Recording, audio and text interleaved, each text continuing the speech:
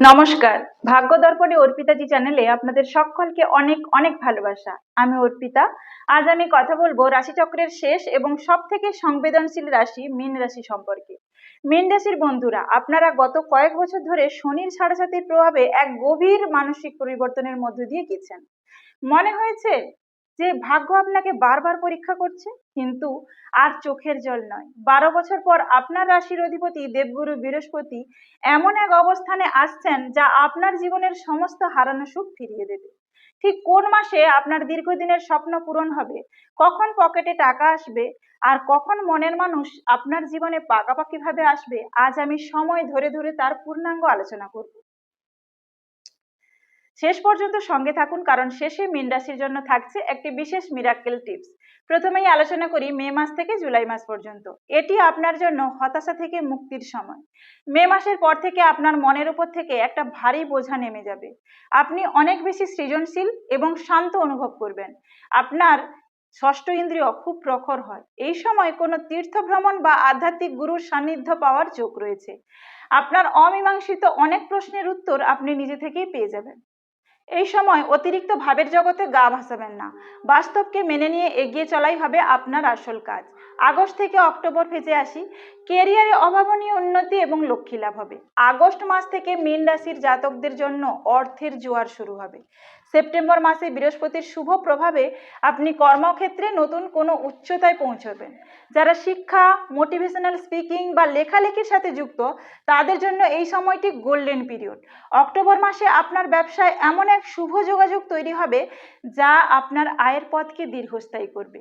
অনেকদিন ধরে আটকে থাকা জমি বা স্থাবর সম্পত্তি থেকে হঠাৎ অর্থপ্রাপ্তির প্রবল যোগ রয়েছে। আপনার পকেটে এখন টাকা শুধু আসবেই না, বরং তার সঞ্চয় করার সুযোগও তৈরি হবে। পৈতৃক সম্পত্তি নিয়েও শুভ ফল মিলতে পারে। নভেম্বর থেকে জানুয়ারি ফেজে আসি। প্রেম, বিবাহ এবং দাম্পত্য ভাগ্য।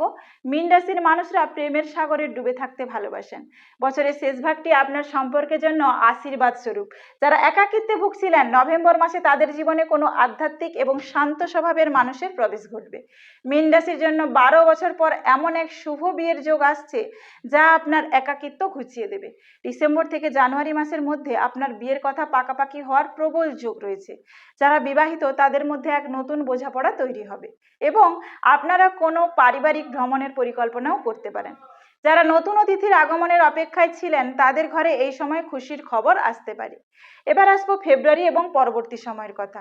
সম্মান এবং বিদেশ যাত্রা হবে। ফেব্রুয়ারি মাস থেকে আপনার জীবনে এক স্থায়ী রাজকীয় সম্মান আসবে। যারা বিদেশের মাটিতে পড়াশোনা বা কাজের স্বপ্ন দেখছিলেন, তাদের জন্য দরজা খুলে যাবে। আপনি আপনার মহানুভবতা এবং কাজের জন্য সমাজে এক বিশেষ স্বীকৃতি বা অ্যাওয়ার্ড পেতে পারেন। সবশেষে আসবো বিশেষ প্রতিকারে। মীন রাশির এই রাজযোগকে আরো সফল করতে আপনাদের জন্য আমার পক্ষ থেকে থাকবে বিশেষ প্রতিকার। প্রতিদিন সকালে স্নান করে ওম নমো ভগবতে বাসুদেবায় মন্ত্রটি জপ করুন।